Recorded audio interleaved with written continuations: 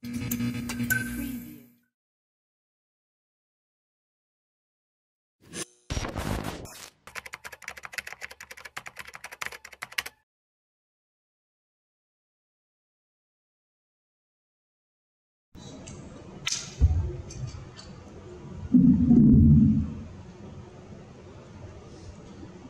Director, thank you very much for those warm words.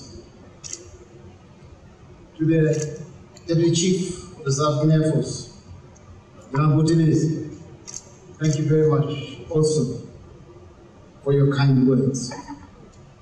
I'd like to recognize the members of the PDC that are present here, members of the MCC that are present here. I'd also like to recognize a very close brother of mine, Admiral Fabian, Chief of the Staff Navy. Thank you for being here.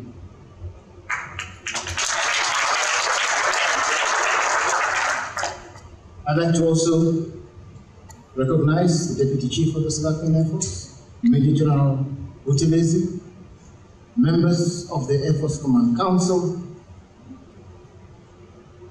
I'd also like to recognize retired Lieutenant General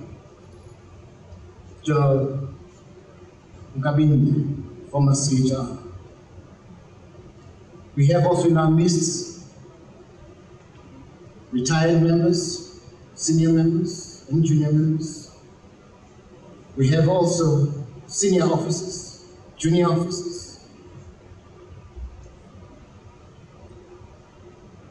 The Sergeant Major of the South African Air Force, Warrant Officer Stanton Jones in this party. Warrant officers. I'd like to also recognize the lady who has made me who I am in every sense. My wonderful wife, African Msimang.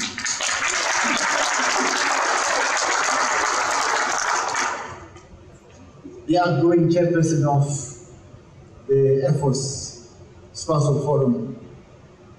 I see also spouses of some of our members that are here, who are members of the Spousal Forum. I'd also like to recognize, importantly, our military veterans, whom I'll be joining as from 1 minute past 12 tonight.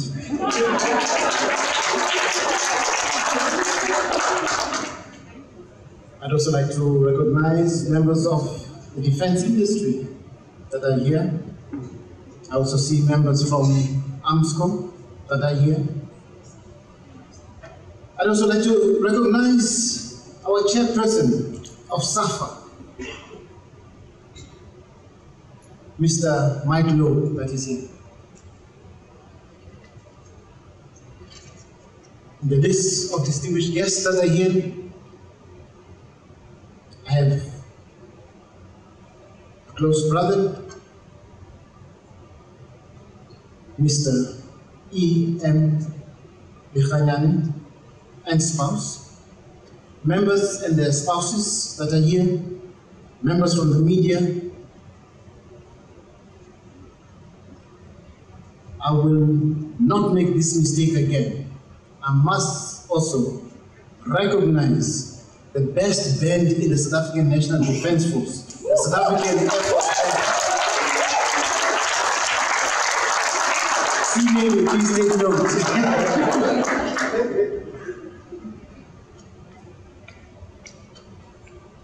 I'd also like to take a moment and thank my dear family. My wife, the big Msimang family, and my young men, my sons, and I must tell you that I'm also a host of adopted kids. To them, I'd like to say thank you very much. Thank you for doing what you've done for us. Without you, I don't think I would have managed. You have made life so much easier for me in the way you've carried yourselves under very, very trying conditions. To the staff members of my office, whom we call the cookers, thank you very much for helping me deal with my tasks accordingly.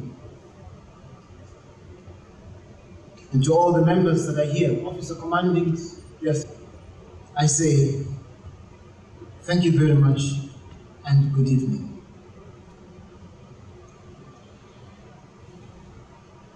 Ladies and gentlemen, this wouldn't have been possible without the support of the officer commanding of this base, a taskmaster. Colonel Trish Kumar, you deserve a round of applause.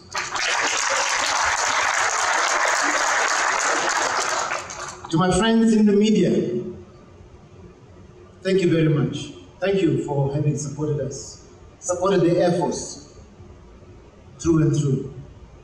I sincerely hope that your support to this awesome outfit will continue for many, many, many years to come. Thank you for, capturing those wonderful moments and sharing it with our public. They need to know what their Air Force is doing. This is their Air Force. And we like what you've done so far. We appreciate it. Thank you so, so much.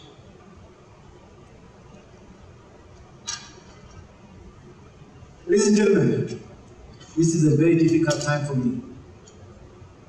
Emotional. Emotional because I leave people who I believe have done so much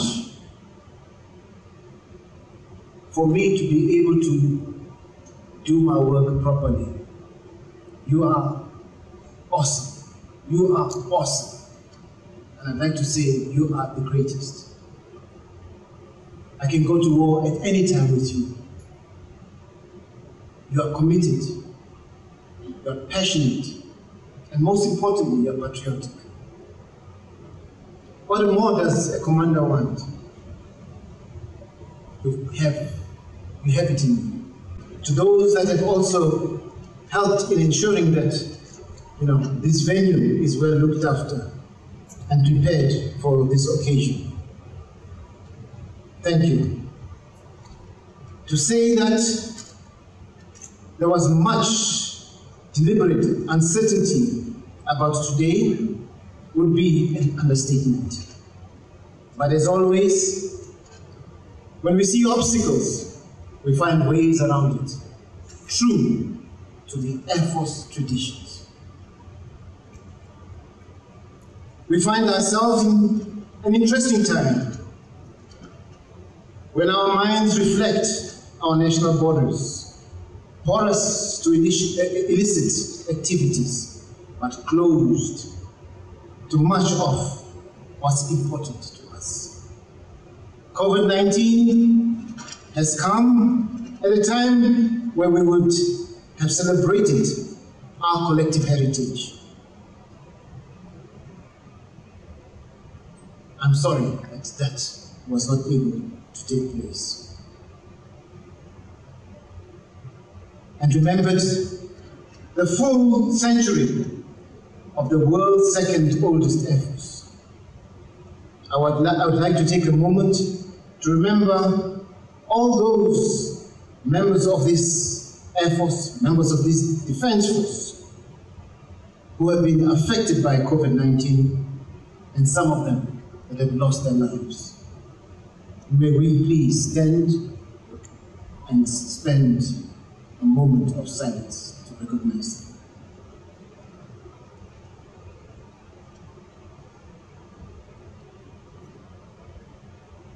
I thank you. As I am leaving, I want to leave you with some short messages from my mind on these last 2 years of service, capping off an honest and transparent career, formally spanning roughly 30 plus years, but really as a story of a child bundled into exile at age 6 months, a story spanning 60 years. I believe my leadership style has been one focused on 4 pillars known as THUD: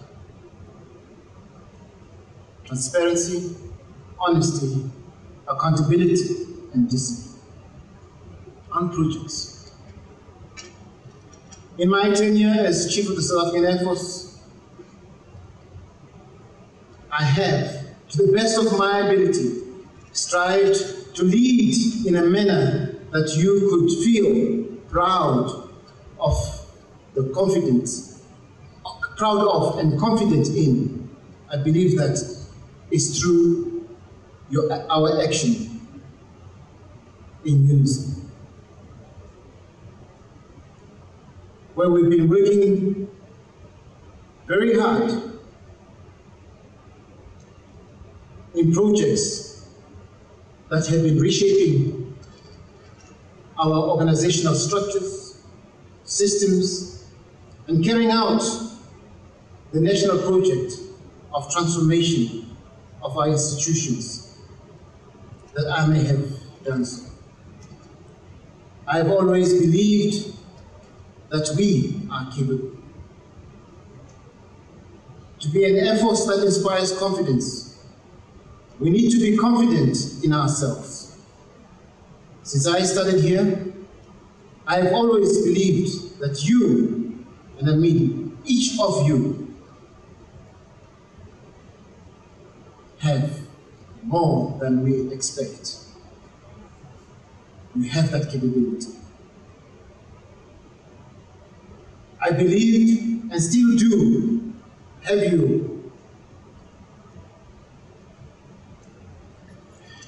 Good people, for me it is very difficult to read from this script.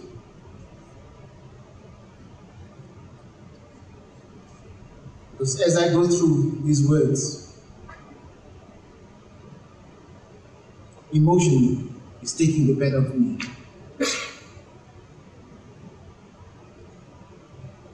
I would like to say, allow me to share the better part of this speech with you through the media when I give it to them to print and to send to you. I say this because I'm holding back a lot of emotions. Feelings that if I do not compose myself accordingly, I may embarrass myself. My wife is here. Okay, I take the cue. Because I'm talking about people that I really care for, people who have meant a great deal for me, people who have done exceptionally well to turn the impossible to the possible, people who have gone out of their ways when things were tough. I'd like to mention our technicians. With the support of AMSCO, today we can proudly say that we have successfully serviced, and I mean deeper level servicing. We serviced for the first time on our airbase BBJ, Falcon 50, which is happening right now, the Oryxes, the Caravans that you saw flying, and many others. These are dedicated men and women who are not appreciated sufficiently by people outside. People who break their backs to make sure that aviation safety is not compromised, standards are not dropped. I salute you all. One of the legacy projects that I would love to see carried into the future and developed is a project on crashes. We've established early childhood development centers around the country that cater for the educational needs of our future, our children. The fledgling ECD centers are successful in creating platforms for increased environment, schooling, and personal confidence. I have heard stories of young personnel registering for their babies who are yet to be born. I truly believe that these projects have helped shape the military community into one that is beginning to sound like a family. We have recently welcomed the return of our young pilots and technicians from Cuba. The celebration of the old and the new is definitely going to create a better future for this South African Air Force. These students were part of an exchange program started in 2014 that aimed at skilling our youth. Some of the graduates, who by the way received golden awards for engineering degrees and others for sports, started off as our maths and science summer and winter schools learners from rural areas in the Eastern Cape. Yes, we deployed members to communities to help with their education, and we've seen the results. The learners were hungry for access, and they were committed, and they have now come back with degrees. And I'm proud of these members who have flown that flag of the South African Air Force high, that flag of the South African National Defence Force. Today we also have members of the South African Air Force who are in Russia, who will be returning next year. The number of the South African Air Force learners in Savannah Military Academy continues to be impressive. Members who are studying and graduating from the various institutions of higher learning are next to none. Today, I welcome the team from the School of Government, as lessons of good governance and ethics are non-negotiable. This team have been working for the past couple of weeks, and I wish them all the very best. As your leader, I've given myself completely to the project of transformation. 26 years into democracy, and there is still so much ground to cover. But we are here. We have managed to put forward placements for extremely talented and brilliant minds who have attended their expertise to making this an effort that inspires confidence. I am glad to see so many more African faces in the command positions of these institutions. I am proud to see the vision that so many of our comrades who have fought for this country finally materializing. I am, however, saddened by the limitations placed on me to fully achieve the vision of transformation. I was unable to restructure the efforts in such a way that it gave spotlight to many brilliant women. I was limited in many ways to create a culture of strategic and timeless staffing. Limitation and prevention of progress. Of course, as a pilot, I've always reached for the clouds, and often I've wished it would have happened much earlier. I want to highlight a few possible barriers to progress that the SAAF faces. Firstly, I must stress that the fact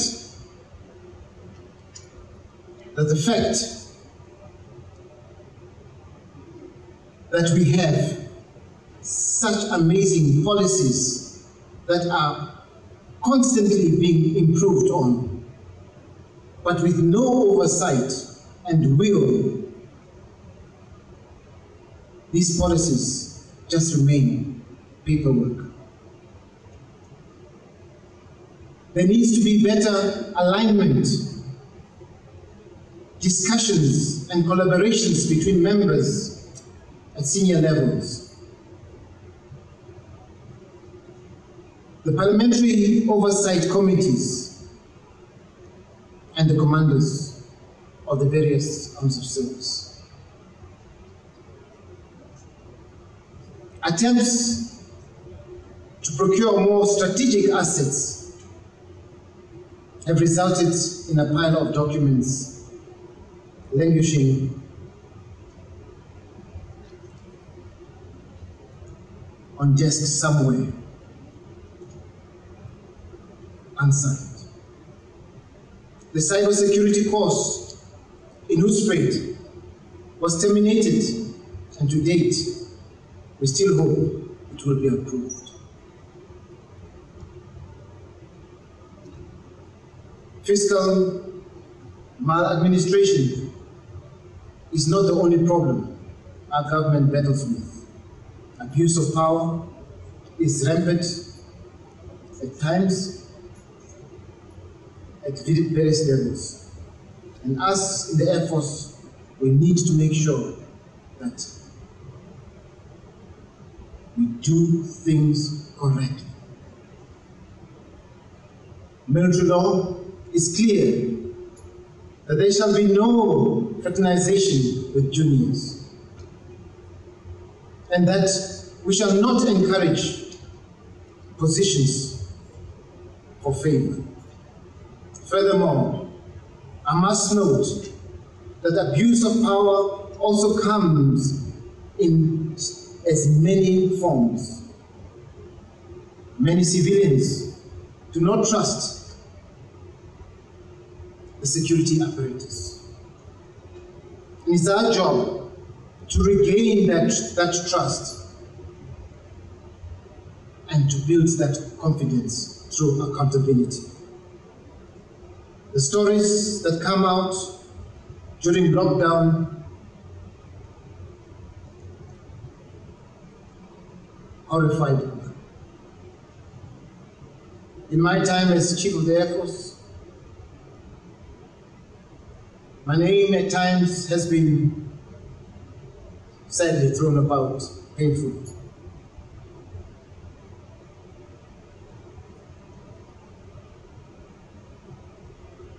But of course, with the support of the members that have been around me, we've managed to put records straight. At times, our appreciation for the PFMA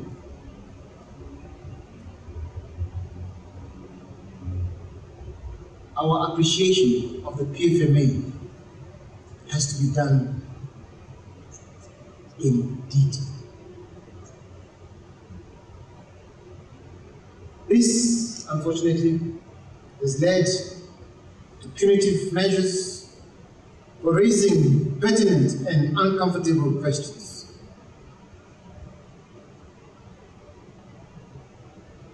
There are issues which I would have loved to share with many of my superiors on how best to address some of these issues. Issues which talk to morale of the men and women who commit and who have committed so much to this country and who deserve more. We have it in our hands. We can make life so much easier for each and everyone, and also for the citizenry of this country. A bit about the future of the SAAF. I want to touch briefly on the potential I see within this institution and how we can revolutionize it to be the defense force of the future. I've mentioned before the need to commence with robust discussions on what capabilities, platforms, doctrine, and tactics would be for the future possible conflicts. A defense force that is agile enough to both physically and intellectually move seamlessly between its traditional mandated tasks and functions and the demanding new environments of cybersecurity and cyber resilience. Proxy forces, hybrid warfare, transnational crime, climate change, as well as peace support operations, to mention but a few. I foresee a defense force rich in quality, educated and professional human capital. Teams that have the best interest of the flag and what it represents. A force that can work with its regional, continental, and international partners to form coalitions or partnerships to lead to greater internal and external security. As usual,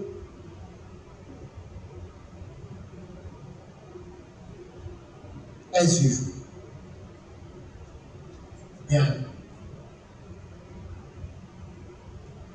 unsigned documents which speak to this. As a current plan, this needs to be, unsigned documents which speak to this, as the current plan is not effective. I need to highlight the scourge of kidnappings which are taking place, which often form part of femicide in South Africa, itself a significant issue. The Defence Force is not just a bunch of members running with guns. We are the ones called when flooding happens in Mamelodi, when there are fires in the Cape Flats, in the Cape area. And I imagine it's remaining this way, however, without improved funding. Core mandates such as these, we have to find a way of addressing them. In the defense, it is important to prioritize mental health.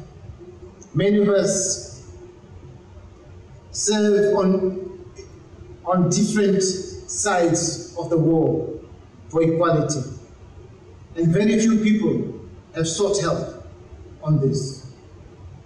Depression, anxiety, alcoholism, also the need of addressing other issues has to happen immediately.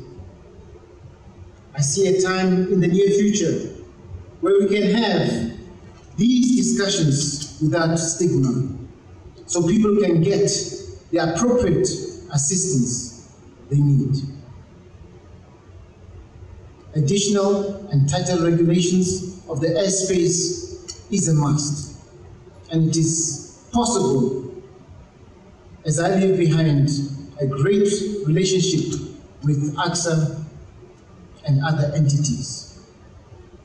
But maintain that we need more oversight of movements into and out and in and out of our territory. Another document still to be approved. Lastly, we need a plan for a future where climate change has impacted us negatively. Already, we have started studies into how we can be better prepared, and ideally would have sent out officers abroad to understand how other nations are dealing with these issues. It is my strong belief that this and many other considerations should be led by the youth. Those of us who only know how to destroy should make room for those who wish to build sustainably. The reality, as we learned with the Mozambican issue, the terrible flooding, is that we are underprepared and lack a regional plan which I believe collectively, for those that are still in uniform and those that are outside and retired, must help to build. In a digital era, we lack the levels of digitalization and cybersecurity necessary for us to compare and defend ourselves at a global scale.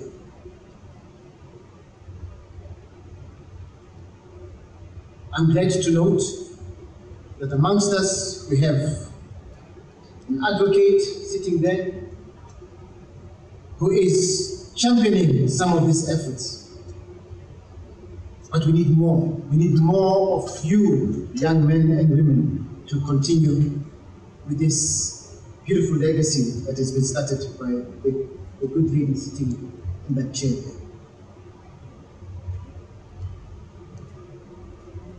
To the members of the Air Force, to you lovely people, thank you very much.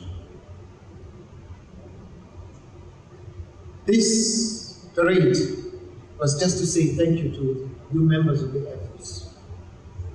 The change of command parade will happen at its time, at its own time. Mine is to thank you, all the commanders from the bases. You have been awesome.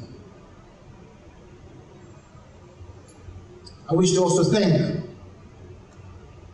And I count my blessings daily for the extraordinary relationship with my wife, Africa,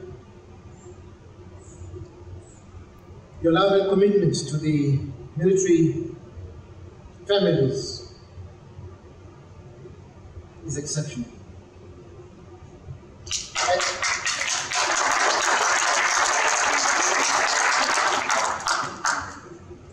Please do not hang up your boots. It's only me who's allowed to do that. Continue the fight, continue supporting the families because we need it. You stopped at nothing in dealing with issues that have got to do with spouses and children and general development. You have adopted the military family as your own. You are a true mother in every aspect. And I thank you for that. To my sons and kids, I apologize for being too busy to pay full attention to many of your interests. Now I'll have all the time in the world. To my extended kids, and your grandkids, and your kids who are going to be my grandkids, I'll have all the time for you.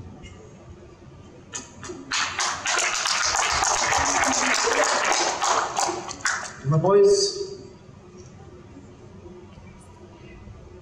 your pearls of wisdom and divine presence continues to mean the world to me.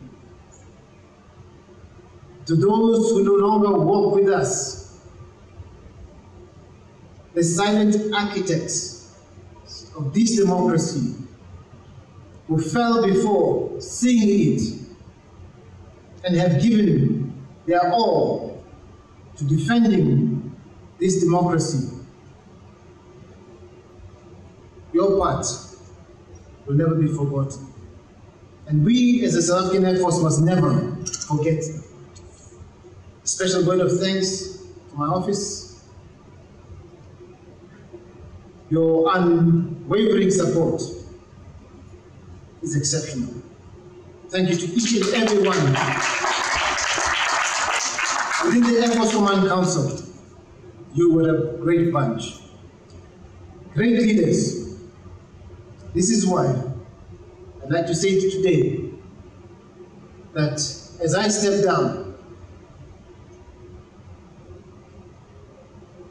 tomorrow you will know that the leadership of this Air Force still has those tight reins. As tradition, once the chief withdraws, the deputy chief of the Air Force takes charge. Support him in every single way as you supported me.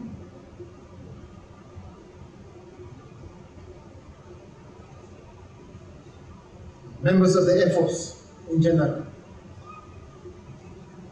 members who are on parade, the band, the air crew, the ground crew, I'd like to say thank you, and I'm truly, truly touched. I would also like to single out my instructor, Billy Port. Thank you very much for giving me that quick converting over a couple of weeks, and thank you very much. I'm now going to be joining the Reserve Force and flying at the museum. That's where people of my age belong.